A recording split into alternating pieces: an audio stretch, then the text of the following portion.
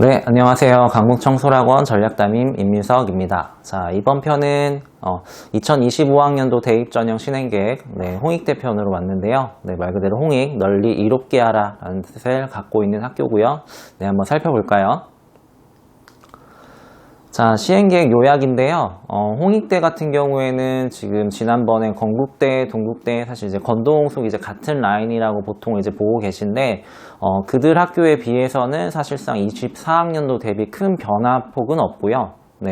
이제 서울 캠퍼스에서 공연예술 우수자 전형, 24학년도에는 이제 소시 모집과 정시 모집에서 18명, 2명 이렇게 20명을 뽑았었는데, 2025학년도부터는 이제 소시 모집에서만 20명을 선발한다는 거 알고 계시면 좋을 것 같고, 그 다음에 24학년도부터 이제 홍익대 같은 경우에는 교과, 종합, 그 다음에 논술, 수능 최저 학력 기준을 인문계 같은 경우에 원래 3합 7이었는데 3합 8로 바꿨고, 이제 요거는 25학년도도 요 기조를 그대로 유지할 거라고 보여집니다.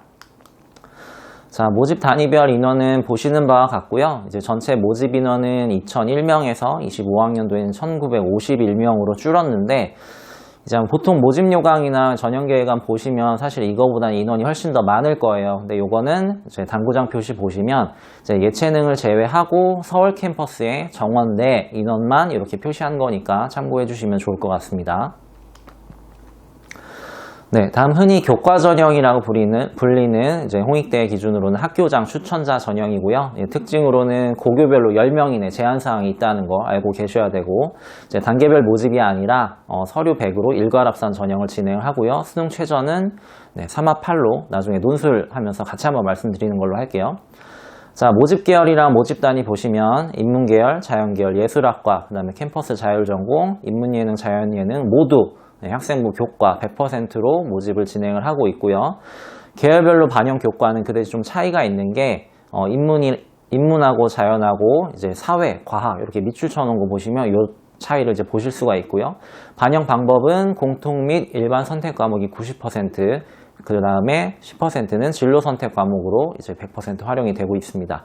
자, 비고사항 보시면 공통하고 일반 선택 과목은 석차 등급으로 이제 평가를 진행을 하고요. 진로 선택 과목은 성취도 기준으로 진행을 하는데, 자, 진로 선택 과목 성취도 환산 점수에서 A는 10점, B는 9점, C는 7점 이렇게 환산된다는 거 알고 계셔야 될 것 같습니다. 자, 흔히 말하는 이제 학종인데요. 이제 홍익대는 학교생활 우수자 전형이라는 명칭을 쓰고 있고요. 마찬가지로 일괄합산 전형으로 진행을 하고 3합 8로 수능 최저학력 기준이 적용이 될 거고요. 모집 계열이랑 모집 단위 전체 모집에서 서류 100가 학교생활 기록부만 가지고 진행을 하는 거라고 보시면 될 것 같습니다. 자, 학교생활 기록부 서류 100이니까 학교생활 기록부에 기재되어 있는 100% 모두 활용한다고 보시면 되고요. 여기 이제 특이사항으로는 학교폭력 조치사항이 반영된다는 거 참고해 주셔야 될 것 같습니다. 자, 논술 전형입니다. 아까 교과와 종합 마찬가지로 최저학력 기준이 동일하게 적용이 되는데요. 인문계열과 자연계열이 좀 차이가 있습니다. 자, 인문계열은 이제 수학과 탐구의 지정 영역이 제한이 없이 국수 영탐, 그러니까 탐구 1이라고 되어 있는데, 탐구는 2개 중에 더 잘 본 과목을 하나 선택하는 뜻이고요. 그래서 국수 영탐 총 4개 영역 중에 3과목이 3합이 8이 되면은 최저학력 기준을 통과했다고 보시면 되고요. 요거는 아까 말씀드린 교과와 종합 전형과 모두 동일한 최저학력 기준을 적용하고 있습니다. 자, 여기서 특이사항은 자연계열은 수학에서 미적과 기하를 반드시 보셔야 되고, 그 다음에 자연계열은 역시 과탐으로 최저를 맞추셔야 된다는 거 참고사항으로 보셔야 되고요. 자, 전형 요소 및 비율을 보시면 논술 90%, 그 다음에 학생부 교과 10% 이렇게 되어 있는데, 이제 다른 학교들처럼 교과에서 전 영역을 모두 다루는 게 아니라 여기 반영 방법을 보시면 반영 교과군의 각 교과별 상위 3과목씩 총 12과목을 학년 구분 없이 반영한다. 그리고 점수 산출 지표는 석차 등급이다. 자, 그렇기 때문에 일반적으로 우리가 단위수와 이제 석차 등급만 가지고 계산하는 일반적인 방식이 아니라 홍익대 방식으로 다시 한번 산출을 하셔서 나한테 맞는 유불리를 좀 판단을 하셔야 될 것 같습니다.